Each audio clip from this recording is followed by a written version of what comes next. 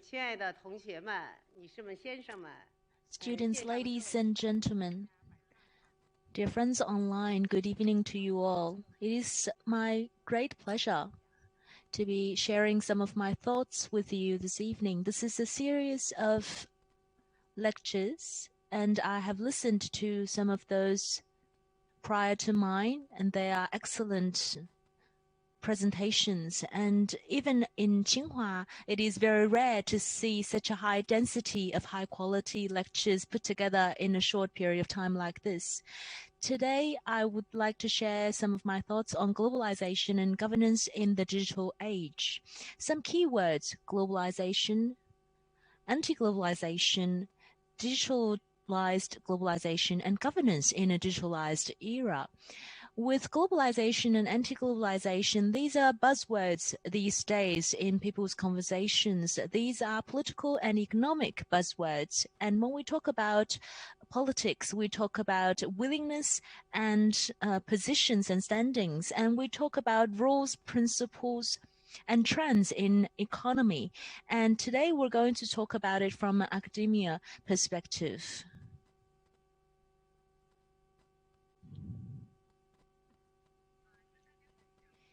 We would like to share with you contents in 4 areas, the 3 aspects of globalization. When we talk about globalization, we talk about different issues, and these will bring about some debates, some differences in opinions, and some discussions. And I would like to talk to you about these different aspects of globalization. And the second area where the debates focus on is whether or not it is a progress or retrogress, and why would there be a progress or retrogress? We talk about the main reasons for those discussions.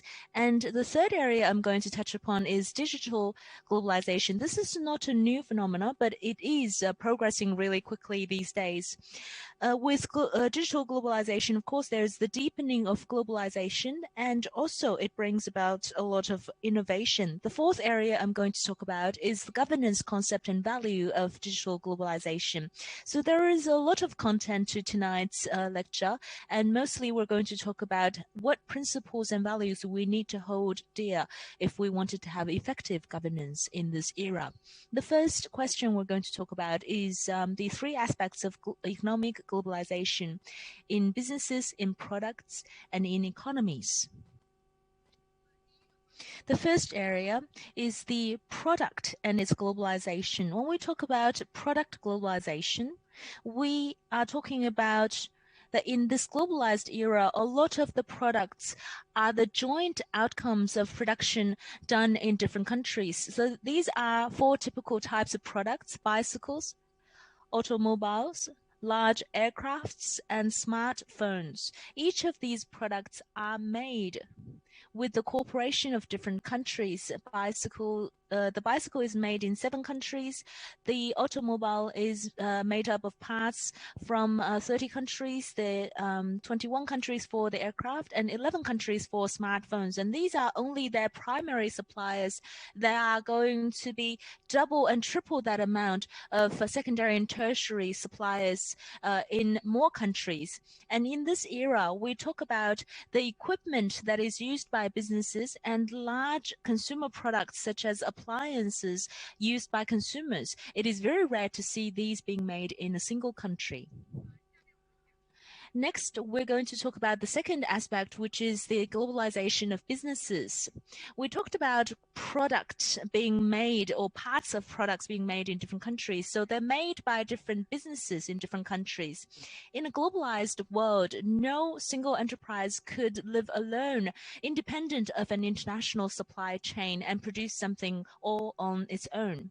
We take the PV panels as an example. China is a major country that produces this. A lot of these final products are produced in China. However, we are producing these in collaboration with many other countries.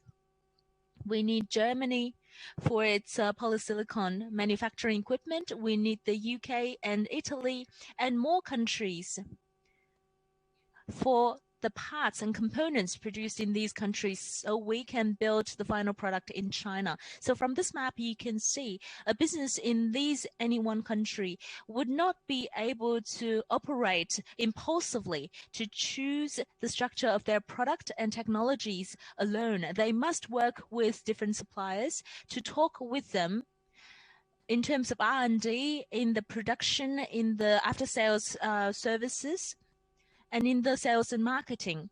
In this era of globalization, businesses in different countries must interconnect their businesses and coexist. And to form those links, we are mostly seeing the bridges being built by MNCs. MNCs are able to build businesses in different parts of the world to produce the same product collaboratively.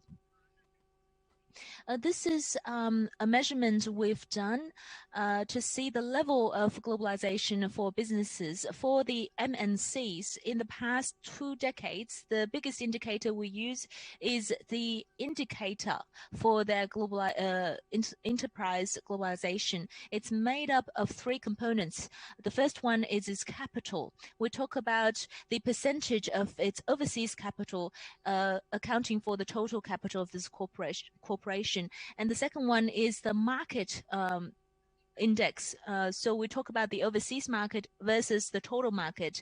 And the third indicator is the employment ratio. So the foreign employees accounting for the total number of employees. All of these 3 indicators combined gives us the globalization index of this company.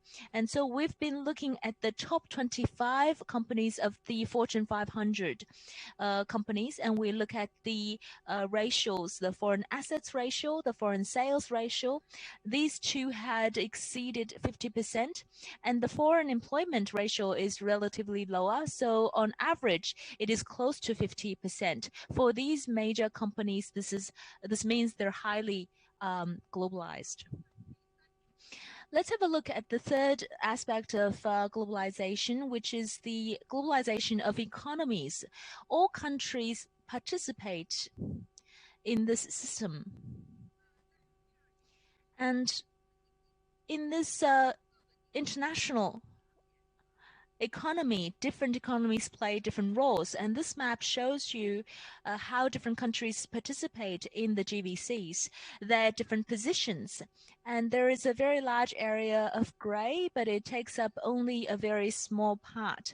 These countries or economies are those that have not participated really in the globalization. The orange parts and the red parts are exporters of primary products such as petrol, oil, as well as mining products. And these are countries where the export takes a lower part. And the red countries means that the export takes a larger percentage of its national economy. So from these 2 countries, you can see the orange and the red takes up a majority part of the world map. And we look at the light blue and a slightly darker shade of blue, including China. These 2 shades means economies that participate in the global manufacturing and processing. So they produce within their own countries and export processed goods. The light blue countries means that the exported manufacturing goods takes a smaller part of its national economy. And for the darker shade of blue, it means the exported manufactured goods takes up a larger percentage of its national economy. China belongs to the second group, which means China exports a large percentage of its manufactured goods, and this is a larger part of its national economy. And the third part are the dark blue countries, mostly in Western Europe and in North America. These countries enjoy a very high level of technology, and they would export technology-intensive products and services. So from this map, you can see majority of the economies have either intermediately or highly involved in a globalized world economy. And if without the cooperation of these economies, we're not going to be able to form a global economy, a globalized world economy. For example, for those exporters of oil, these businesses rely heavily on the exportation of its own petrol products to other countries. And for economies like China, we rely on the export of our manufacturing products to other countries and import the products we don't have in abundance, such as oil. And so when we talk about globalization, we're going to take a very commonly seen and relatively simple indicator, which is the proportion of exports to the GDP of a country.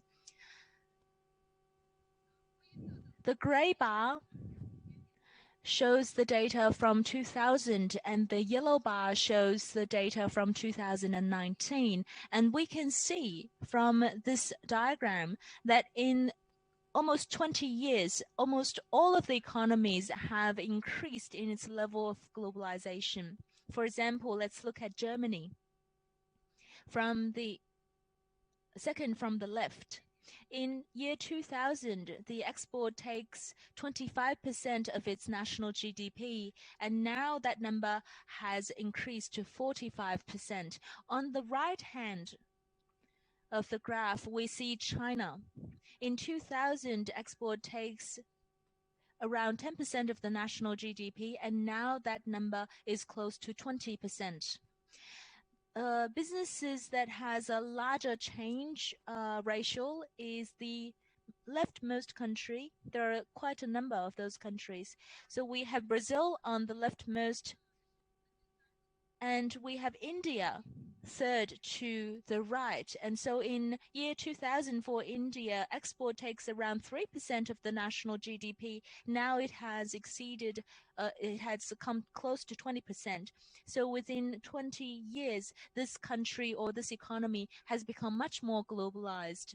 So 20 years can be seen as a period where countries have become much more globalized.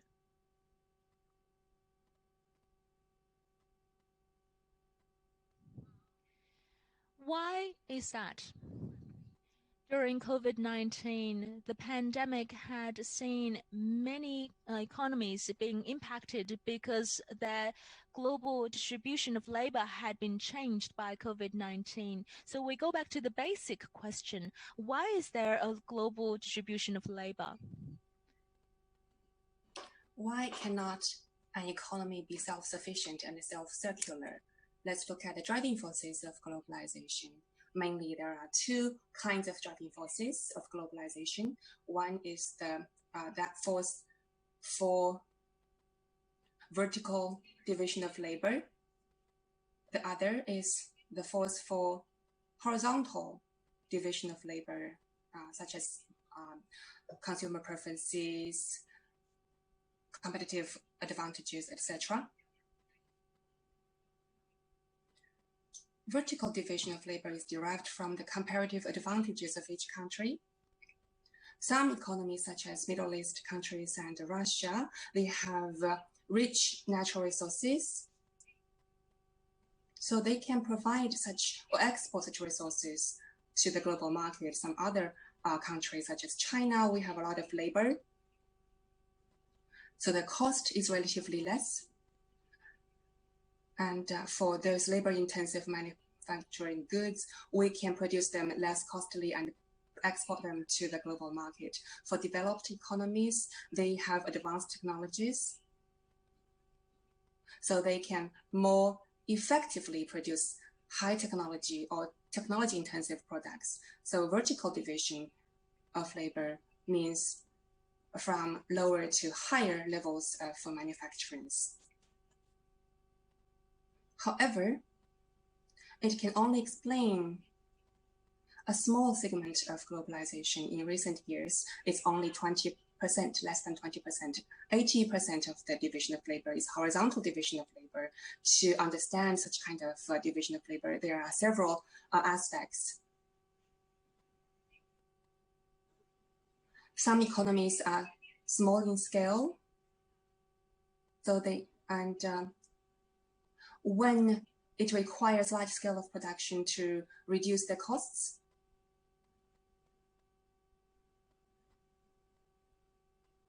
a small scale of production is not cost effective.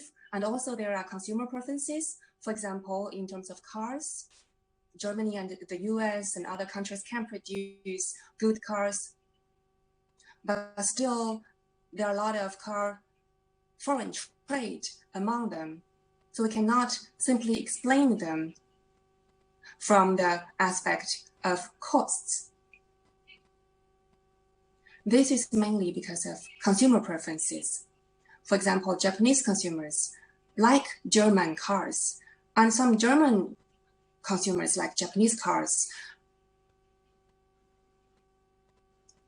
Color, design, styles, etc. So consumer preferences will decide the horizontal division of labor and trade. And also, in terms of, for example, bicycle. Take the bicycle we saw earlier, the product is assembled in Vietnam, but its parts and components are from Chinese mainland, Taiwan province of China, the US, Germany, Czech Republic, Indonesia, etc. In fact, any of these countries can produce complete bicycles of good quality. But with cooperative production, each company provides the best parts for the best price-performance ratio,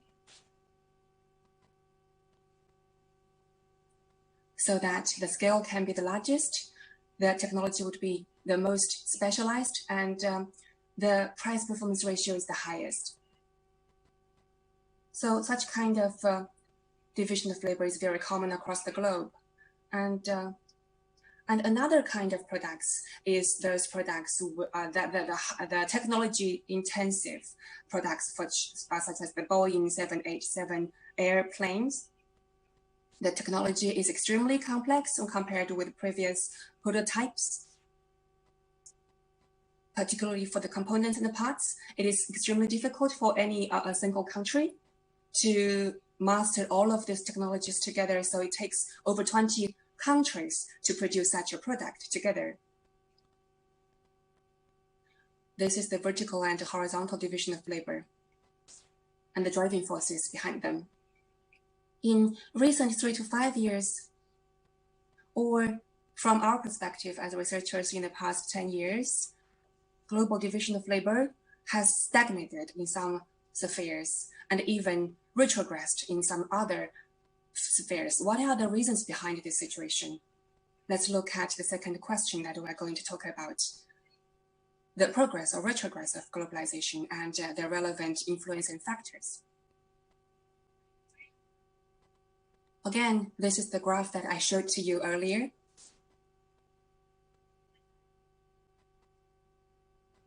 Now, global division of labor has changed, and there are 3 reasons for that. They're all related to technology changes. One is the emergence of new energy,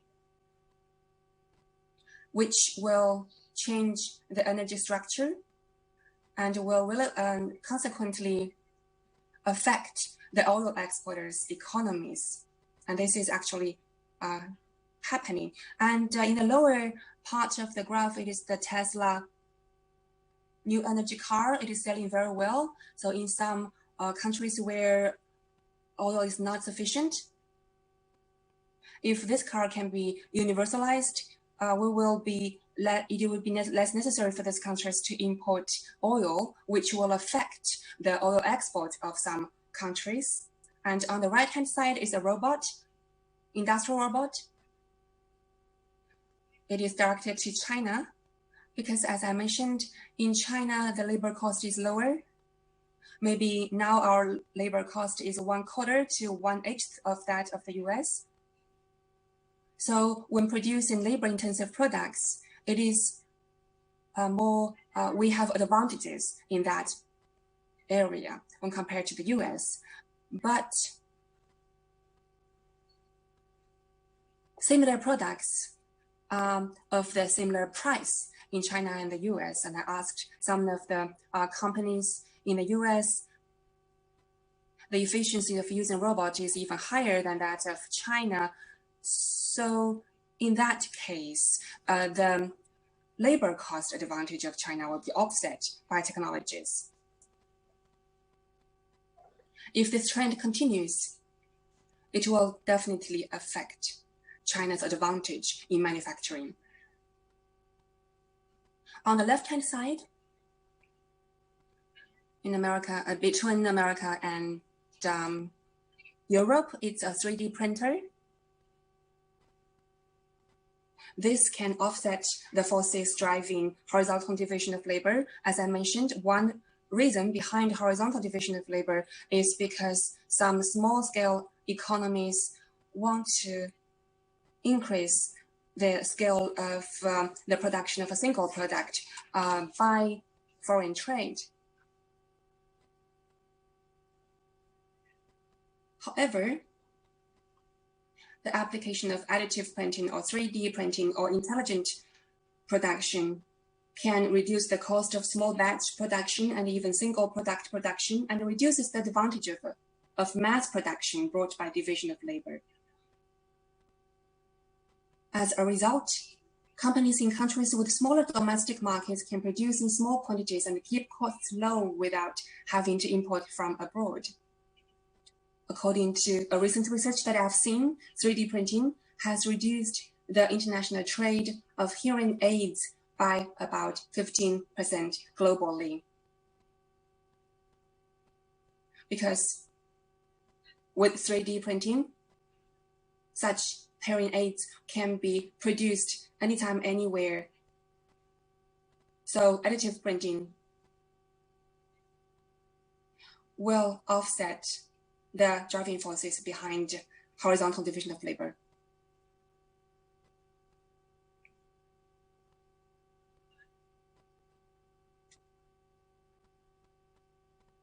And global division of labor will also be affected by transport costs. This is also a trend in the past 7 to 8 years, and this is one of the reasons that is slowing down globalization, and it is a rather fundamental reason.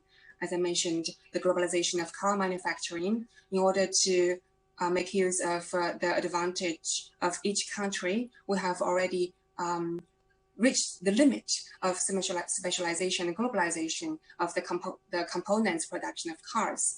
For example, the lamps and lampshades for car lights are already produced in lamps are produced in one country and lampshades are produced in another country, and they are then assembled together. And then they will be transported to a place or country where the labor cost is very low. However, if the transport costs are high, that might not be a wise decision.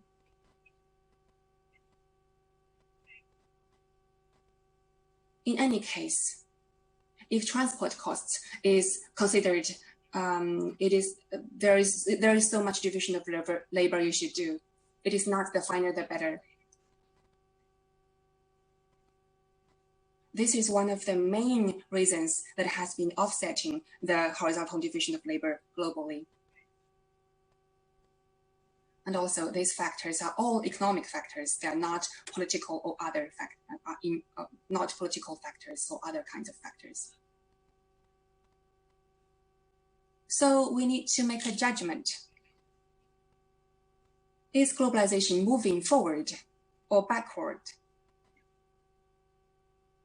Generally speaking, if we consider all of these factors, globalization is not going to reverse, but it will definitely adjust. But in what direction? We must look at all the relevant factors that I have mentioned previously. This is a basic analysis of the traditional kinds of globalization. Let's talk about digital globalization now. Let us call the globalization we have just described traditional globalization, and now we're in the midst of a new trend towards digital globalization. It is deeper than traditional globalization, and there are also new states of globalization. I think digital globalization. So I think it is the most important that in digital globalization, it is more difficult to draw economic, cultural, social, and political boundaries. So digital globalization has 3 layers of implications. The first layer is manufacturing globalization plus digital technology. The globalization of manufacturing, which has been around, is now deepened by digital technology. For example, traded goods can be digitally displayed, negotiated online, purchased through online platforms, and paid for using digital technologies. So this is building on traditional globalization and make it deeper. The second layer is traditional service industry plus digital technology plus globalization. As you know, traditional services are local and have previously been difficult to globalize because usually the service provider and the consumer must be in the same physical location. For example, education, healthcare, entertainment, performances, security, and all this must be provided on the spot. So the globalization level of service industry is lower than commodities, but digital technology has changed this. For example, education. Tonight, our lecture is being transmitted across the globe with a rather low cost. So when service industry is combined with digital technology, it's inherently globalized because the data transmission is very, the cost is very low. And the third is digital technology plus innovative products and service plus globalization. And without digital technology, this category is non-existent. Such as a concert or gaming or games on a mobile end. Without the digital technologies and network, this is non-existent. But when we have these technologies and innovation, these will be born as a globalized industry. So we've been talking about these 3 types of digital globalization. The first type had been talked about a lot, so I won't really be talking about it. I will focus on the second and the third category. Let's have a look at one of the types of such globalization. It is a concert. Before the digital era, all of the concerts must be performed in the same physical location. All the musicians must be in the same physical space for them to perform the same piece of music to get together. But now with 5G technologies and with these low latency technologies that allows a huge flow of data, we now allow musicians from different global locations to perform together. Last year, we have seen 6 musicians who are located in Germany, in Spain, Mongolia, Japan, America, and Switzerland to play the same piece together. They were able to play a piece of Bach all together, and the sound had experienced 0 latency. It was a perfectly performed piece, just as a piece that had been performed in a concert hall. Let us take a moment, relax, and enjoy their performance.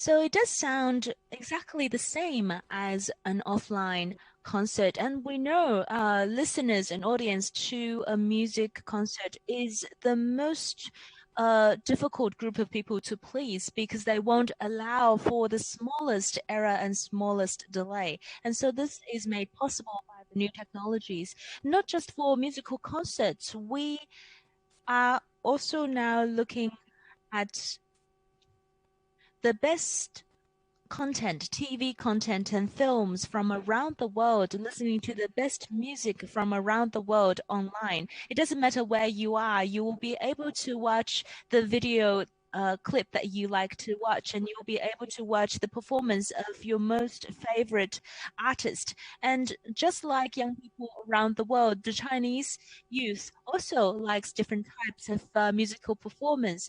And this was from a few days ago. We saw from the three largest Chinese online streaming platforms, and these are the most popular artists, and we can see that these artists from mainland China, from South Korea, from Canada, America, and Japan. So we can see that Chinese youth actually are a group of very open-minded young people, and I'm sure you experience the same thing once you come to our campus in Beijing. We now see a digitalization created or enabled by the digital technology. These are not just platforms that are facing the consumers. It is providing services also to the service providers and to the producers. This is one of the largest service platform for producers. This is also one of the largest globally. More than 20 million service providers and producers are looking for opportunities on this platform. These businesses are able to receive services.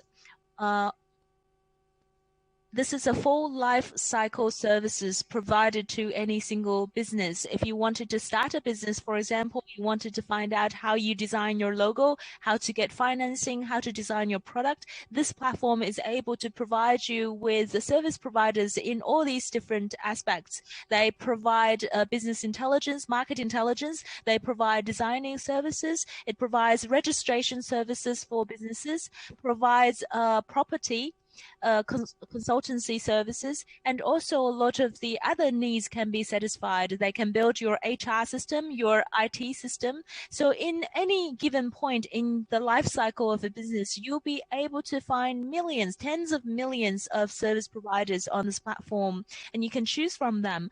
In the past, why is it that we couldn't do it in the past? Because we didn't have the capability of matching the services to the people who demand those services. But now with the technology, we're able to make these matchmaking on at a very intelligent level. We're able to match the services to the people who need them very accurately. And so these platforms are moving towards different corners of the world. And now more than 25 countries have users who are using this platform, and they're looking for opportunities and potential clients. It has provided more than 70,000 services to users from around the world, even though it was only established very recently. And so in this digital era, digitalization does not only provide us with entertainment and shopping convenience, it provides you with also opportunities in business and services in business.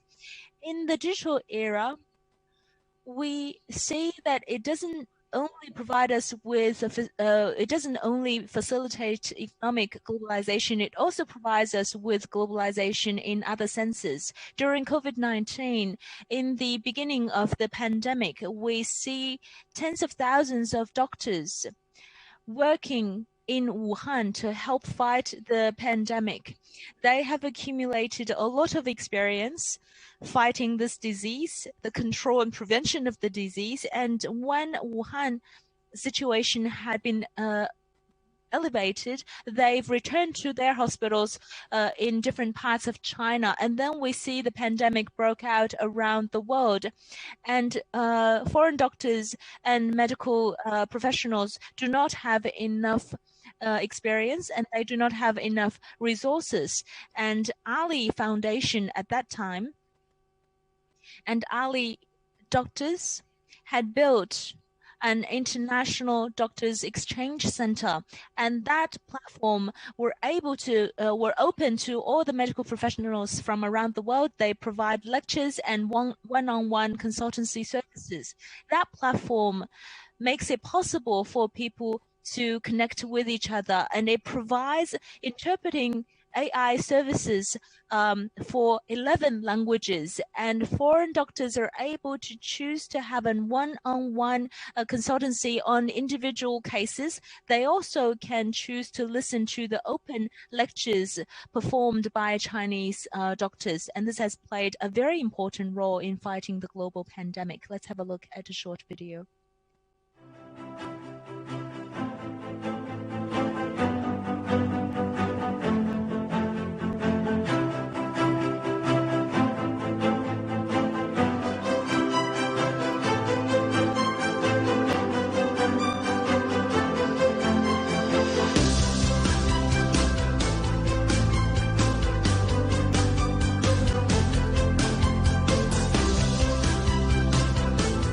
We realize that not only medical supplies are needed, but also frontline experience to fight the virus are crucial.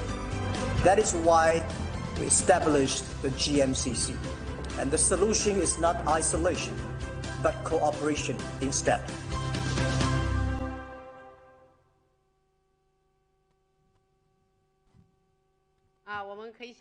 So we can imagine if we didn't have the support of outstanding digital technology and AI, it would be hard to imagine to have this real-time global capability growth in this time of emergency. And this is, of course, an effort of public good. If we didn't have the strong sense of social responsibility, we won't be able to do it either. So I am very pleased and proud that China has businesses like this.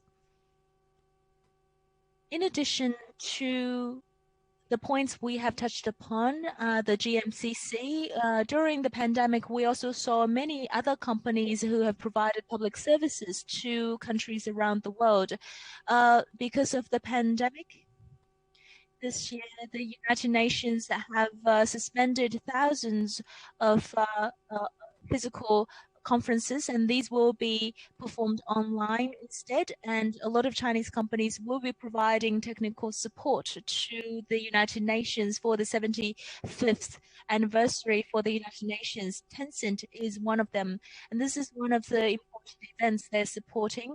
They are going to extend an invitation to citizens from around the world for them to talk about their outlooks for the world for 25 years later. This is a long time, and they are also invited to share some of their point views in fighting COVID-19. This will be the largest global dialogue hosted by the United Nations. If without the support of a global IT infrastructure and internet and digital technologies, we will not be able to have that level of social connectivity as well as dialogues on a global level.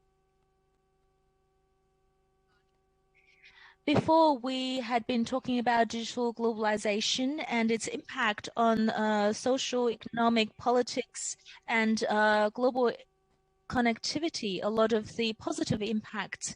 It will also bring many new problems, some economic, and some go beyond the realm of economy. And we can raise several examples. From the economy perspective, digital globalization might bring the shrinking of some local markets. And this, in the study of economics, we talk about the celebrity effect. We'll take this as an example, a very commonly seen example in the sports industry. For those professional athletes in professional games, these are events that will sell tickets. In the past, these are very closed markets. They'll have their own teams, they'll have their local fan base, they'll have their own home stadiums.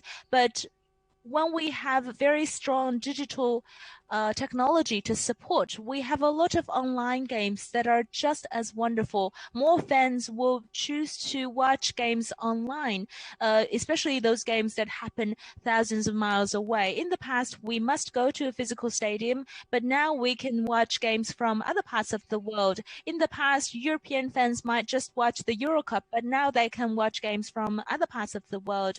And so in the season of 2019 to 2020, Messi has received an annual salary of 130 million euros. And this is because consumers from around the world are watching their games online. And they are being watched by tens of millions of audience members, and so they have a very strong pull of advertisement and other forms of commercial activities. And of course, this will become an impact to the offline market and the physical markets, not just in sports though. This happens in other parts, especially in the entertainment era, where people's personal talents and skills are being much valued. And in the past, we might have smaller regional and national markets, and these will shrink. And this, of course, will bring about a big change in the distribution and division of income. In terms of cultural exchanges, we're able to hear singers from around the world, and this might bring an impact to the local, to the national, to the regional forms of art and cultural performances. This might be swallowed, this might be forgotten and buried in history. And also there's an impact on personal privacy. Of course, we all are concerned with the privacy and security of our personal data, but big data grabs those type of information. It tries to explore your personal data and tries to push you targeted information. And so we are trying to reach that very delicate balance between personal privacy and convenience. Of course, there is algorithm discrimination. For example, the computers might be looking at your income level, your skin color, your ethnic background, and your education level, and they might be making decisions that machines would make, and this would be translated into possible discrimination. And of course, there's the status of platforms and monopoly. And also there is the issue of digital services for marginalized populations. According to UNESCO, up to 89.5% of learners worldwide are currently taking online classes. In response to the COVID-19 lockdown, the number of people is over 1.2 billion, but network conditions, hardware equipment, and application capabilities vary widely. These are several examples. Now, one case. This is about the protection of individual privacy. In one of Europe's pioneering cities, there are 3 of them in the world, in pioneering cities in digital construction. So smart internet devices were installed in a dumpster, which the government said was necessary for urban governance, such as public safety, to prevent stampede or terror attacks. However, after installation, citizens found that they were being pushed precisely and at very precise times, restaurants in shopping malls around their route every day. And the push messages were almost in sync with their activities. They believed that the government were not keeping its words and instead used such technology for commercial purposes, and then the systems were dismantled. In the interest of time, I'm not going to give you more examples. So now, in face of such problems, how should digital globalization proceed in the future? In 2019, Melinda Gates, co-chair of the UN high-level panel on digital platform, on digital cooperation, and Jack Ma, from China launched an initiative to use the UN as a platform to lay the foundations for an inclusive digital economy in a spirit of cooperation and inclusiveness, paving the way for cooperation in global policy launches and cross-border investment. Let us now hear one of the initiatives that they have launched in 2019. First, I think it's a very, very important task. It's a great honor to get involved because this digital period, which we like it, don't like, next 30, 50 years, the human beings will be on the digital area. So, but great thing is we have a great panel and people from different academic, business, government, and we start to discuss, every area have a different thing. Countries like China, countries like Europe, USA, and countries in Europe, they worry a lot. In Africa, they don't worry about anything, just want to grasp it. So we talk to a lot of people, we listen to them, we think the more disagree we have, the more I think it's important that we should not worry about the future. Nobody is the expert of future.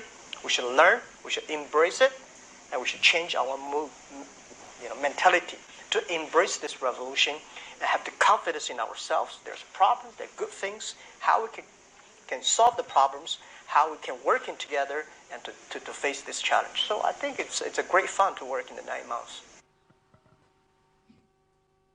确实啊，正如和这个马云先生所说的那样。 Indeed, just as Jack Ma said, in this era, no one has such authority to make universal rules for the globe. We must cooperate.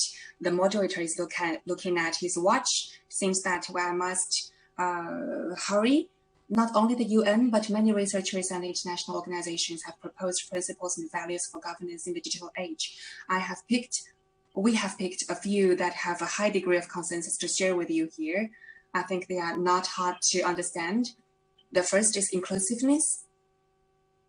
No one should be left behind, thus maximizing equity of opportunities, networks, and outcomes, and advancing the sustainable development goals. Second, respect.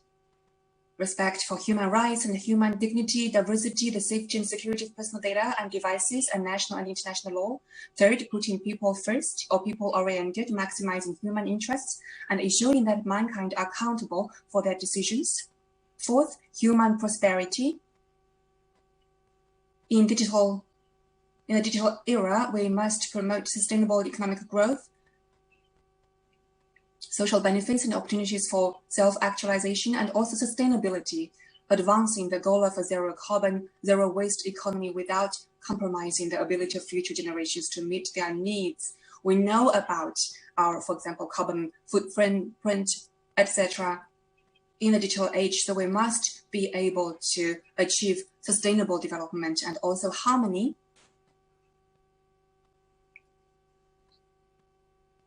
The technologies that we use must be supported and trusted by our peers, partners, and our people. So these are the principles and the values in the digital era. Dear students and audiences, in the digital era, the physical, cultural, and intellectual ties between nations and individuals are becoming closer and deeper, and we're indeed living in the age of the digital planet. Therefore, digital governance must be global. How we use digital technology to govern global affairs, how we manage the risks of digital technology together, and how we build an effective order for the entire digital planet are questions that the younger generation must consider and face and deal with.